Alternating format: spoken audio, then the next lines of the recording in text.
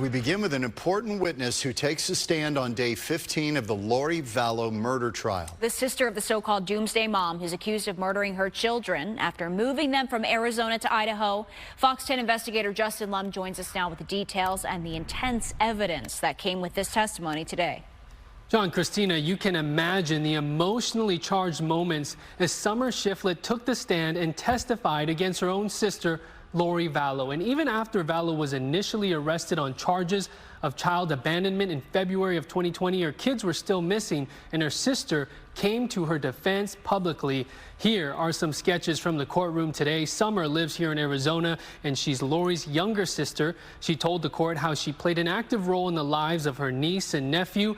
But when police reported JJ and Tylee missing in December of 2019, Summer could not get in contact with Lori until February of 2020. Summer says Lori told her the kids were safe and she knew where they were.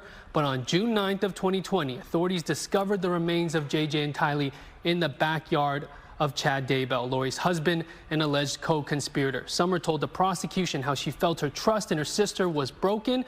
And just 2 weeks after the devastating discoveries, Summer got a request from her sister in jail asking her to call. The confrontation is intense as Summer cannot fathom how Lori and Chad celebrated their marriage in Hawaii when JJ and Tylee were buried in the ground. I think you were dancing on the beach having a great time, getting married. And you took pictures to prove your kids don't deserve a burial, but you need to get wedding pictures? You don't think that's upsetting? That nobody knows except for you and the Lord. Yeah, I was kidding. I have. And guess what? I don't have one scripture that says it's okay for children to be thrown away like garbage in the ground. And that's okay. There is nothing in the scriptures that is godly about hurting a child. Nothing. And they deserve a proper burial with family that lost them at the least.